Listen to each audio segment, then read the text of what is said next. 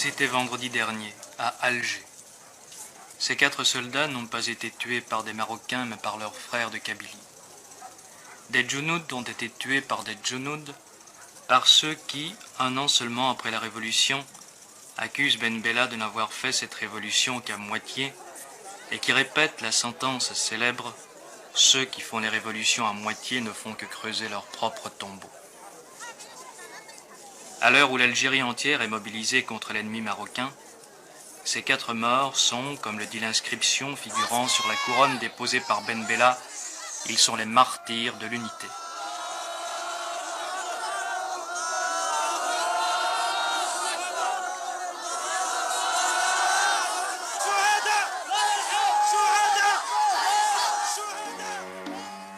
Et ces 4 tombes s'ajoutent aux milliers de tombes d'Algérie, ces tombes qui, en Kabylie, couvrent entièrement certains coteaux.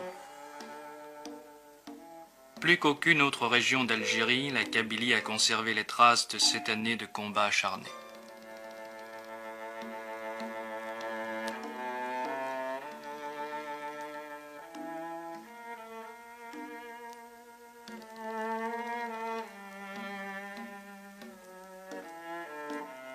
Et c'est dans ce bastion imprenable, dont les 200 000 hommes du général Chal n'ont pu venir à bout, que les hommes de l'ex-Wilaya 3 ont repris le maquis.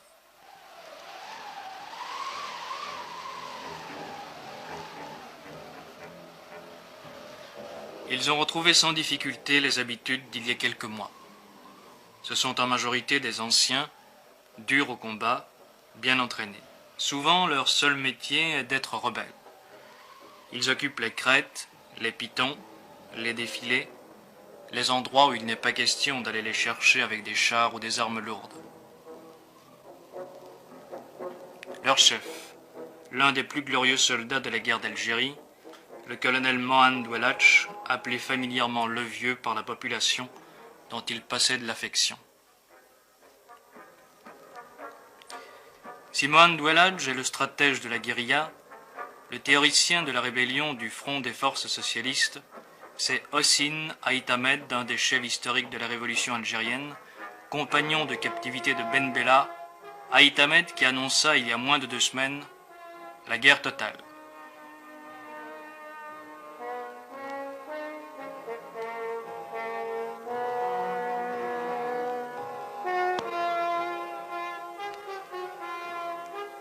La résistance a commencé.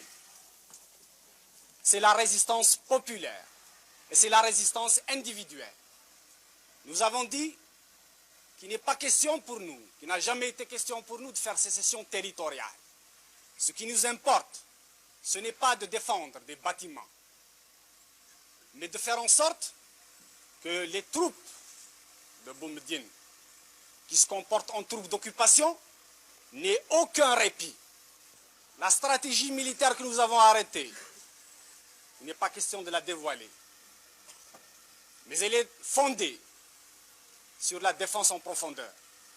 Elle est fondée sur la guérilla. Les troupes de Boumediene ont été harcelées sans répit par les nôtres.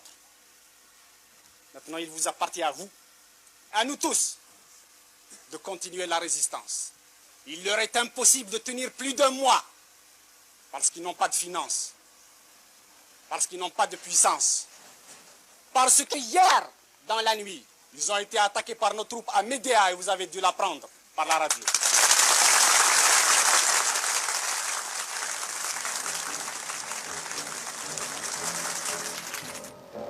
Les rebelles sont bien armés.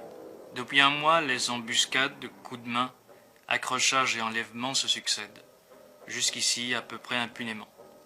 Et le colonel Sissadok, une figure légendaire, le plus ancien des officiers de l'armée de libération nationale, ne craint pas de parler très haut, malgré la clandestinité.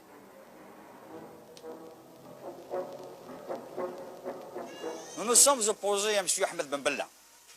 Ce monsieur ne pense qu'à sa personne. Il prétend faire du socialisme, mais il s'est basé sur le socialisme de Gamal Abdel Nasser. Il crée une classe pour brimer le reste du peuple. Il prétend faire du socialisme avec les comités de digestion. Il prétend faire du socialisme avec l'opération Sireur, avec l'opération Reboisement, avec l'opération Lebourg. Regardez ces montagnes qui sont devant vous. les témoins les plus occasionnels. Regardez s'ils sont labourés. Où il est l'opération labour?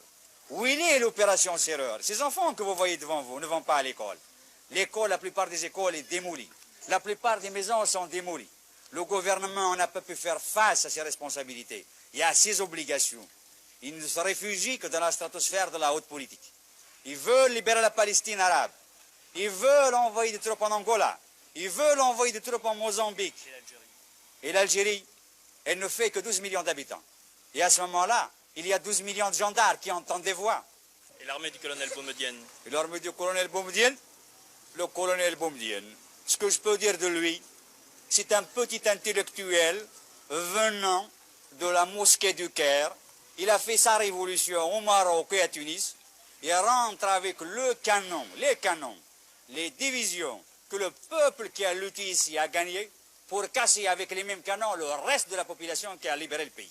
Je le jure devant Dieu et ses hommes que nous déposerons ces armes et cette tenue de combat que par l'installation des principes démocratiques et justes. Au cas. Vous êtes soutenu par la population? La population est derrière la démocratie. Ils aspirent à la liberté et à la démocratie. Et le pharaonisme ici. Il n'y a pas de pharaon chez nous, il n'y a pas de Ramsès II, il n'y a pas de Gamal Abdel Nasser chez nous. Ici, il y a le peuple. Est-ce que vous croyez que vous pourrez tenir militairement? Si l'opération Châle et l'opération Jumelle ont échoué en Algérie, si l'armée française, dans son ensemble, la 4e puissance mondiale, a fini par rebrousser le chemin, ce n'est pas les 4 morpions de Ben Bella qui vont tenir ces montagnes. Ils ont été plus de 4 cependant à entreprendre la reconquête de la Kabylie, ou plus exactement le contrôle de ses grands axes routiers. La fermeture de l'unique porte de la localité de Fort-National, entièrement ceinturée de murailles, suffit à peine à ralentir la progression des forces gouvernementales. Quelques kilomètres avant la ville, un accrochage devait faire 2 morts, au moins. Mais les portes furent ouvertes sans combat devant une population silencieuse.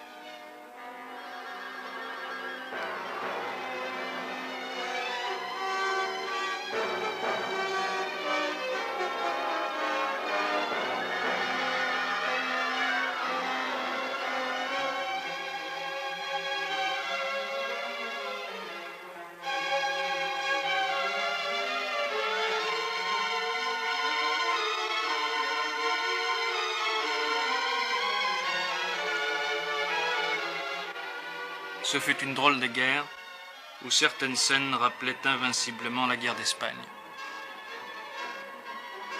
Depuis Fort-National, la progression devait se poursuivre sur la route principale qui traverse la Kabylie, de part en part, sans qu'un seul coup de feu soit tiré. Les rebelles attendaient leur heure.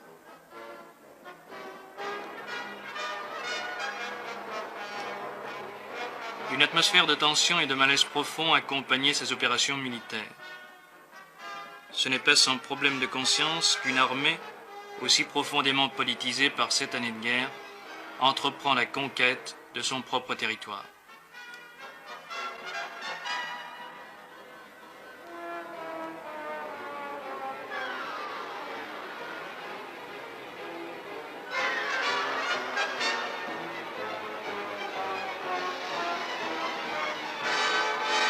Capitale des rebelles.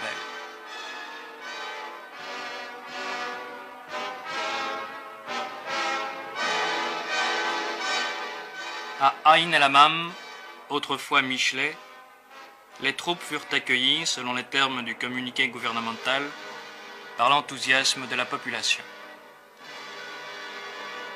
Était-ce la fin pour le commandant Seliki Tayeb, député à l'Assemblée nationale, adjoint au colonel Mohamed Ouelach? C'est le commencement. Vous êtes là pour constater vous-même sur le terrain ce qu'il en était. Parce que pour nous, exactement, ce n'est pas la reprise de Aïn el-Hamam, ni de Fort-National, ni d'Azazga. La lutte, pour nous, nous savions très bien, et tous les hommes de bonne foi savent aussi, que la lutte il n'est même pas commencé. Commencé politiquement, mais militairement, il n'est pas commencé. Or, si on entend la radio, la propagande et des discours, il n'y aurait même pas de ce mouvement, de ce soulèvement, il n'y aurait même pas de mécontentement parce que tout va bien depuis toujours. C'est le paradis, c'est le miracle, et alors il n'y aura pas de mécontentement, rien du tout. Donc militairement, la perte des grands axes de communication... moi je vous dirais en toute franchise, militairement nous ne vont pas encore commencer. Et nous espérons quand même commencer très bientôt. Je ne suis pas le seul. Il y a beaucoup de frères qui ont déserté. J'ai été même en opération 2 fois à Jbel-el-Louh, où il y avait 2 Jounoud des forces pharaons socialistes. Ils ont pu kidnapper un camion de semoule pour le partager au peuple qui crève de faim actuellement. Ce déserteur s'est réfugié dans la montagne, où les rebelles du front des forces socialistes tiennent toujours le maquis. Ces images tournées dans la clandestinité il y a quelques jours seulement, après la chute de Michelet, ne permettent pas de croire à une issue rapide du conflit. Dans son PC clandestin, une ferme située quelque part en Kabylie, le porte-parole des rebelles, Mourad Oussedik, l'ex-avocat du FLN au barreau de Paris, nous dit comment cela a commencé. Nous en sommes arrivés là parce que le dialogue était devenu impossible. C'est un député qui vous parle.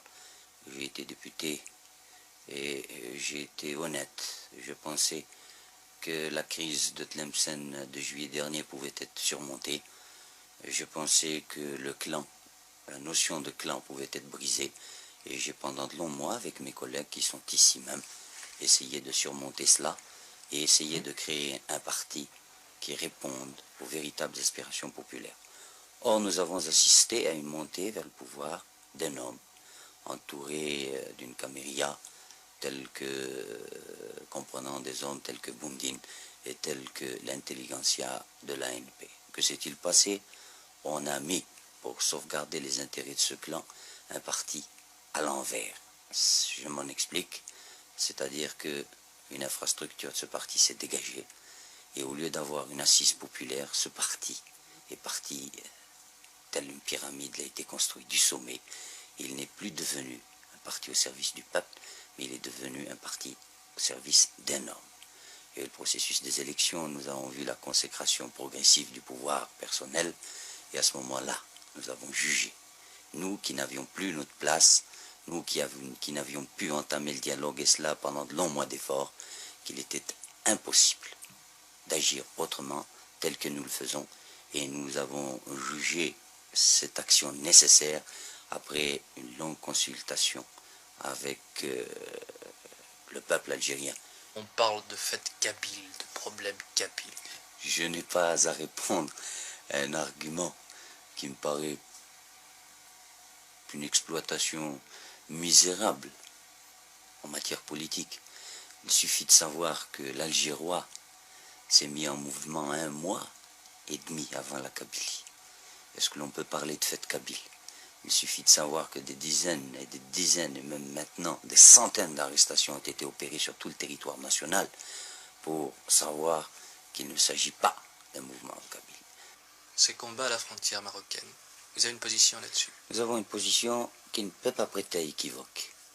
Quand on analyse l'affaire marocaine, on s'aperçoit que c'est une affaire de famille qui regarde le pouvoir actuel en Algérie et Hassan II. Peut-être que Ben Bella a fait un accord secret avec M. Hassan II pour lui faciliter l'accession au pouvoir au moment de la crise de Tlemcen, mais cela nous importe peu. D'ores et déjà, nous prenons acte de ce que Ben Bella se voit acculé et qu'il risque de faire des concessions. Nous tenons pour nulles et non avenues ces concessions consenties par un gouvernement que nous ne reconnaissons pas, et nous défendrons par tous les moyens, ultérieurement, l'intégrité de notre territoire. Cet endroit, les Algériens l'appellent la forêt sacrée.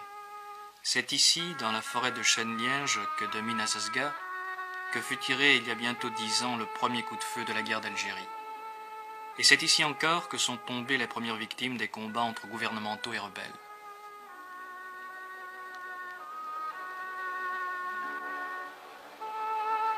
Il y avait cependant beaucoup de raisons pour que l'on ne reprenne pas les armes. Alors c'est la tombe de votre fils ici? Oui, c'est la tombe de mon fils, oui, mon fils. Il est mort quand et comment? Il est mort dans un buscade. Vous ne voulez plus qu'il y ait encore du sang? Oh, dis, il y en a marre, 7 ans. 7 ans. Vous voyez pas? À l'âge de 20 ans. C'est le seul que j'ai. Alors plus de guerre? On ne voulait pas de guerre maintenant. Et si les troupes du colonel Boumedienne vous attaquent? Eh bien, on attaquerait en même temps. Alors ce sera la guerre? Ah oui, ce sera la guerre. Moi, je suis le premier à le prendre. À Alger aussi on s'engage. Des milliers de jeunes gens ont endossé en hâte la tenue léopard pour combattre, en principe, à la frontière marocaine. L'affaire marocaine a créé une diversion miraculeuse, unissant la population dans la même haine contre l'ennemi et faisant passer à l'arrière-plan les dissensions internes qui demeurent peut-être le vrai problème.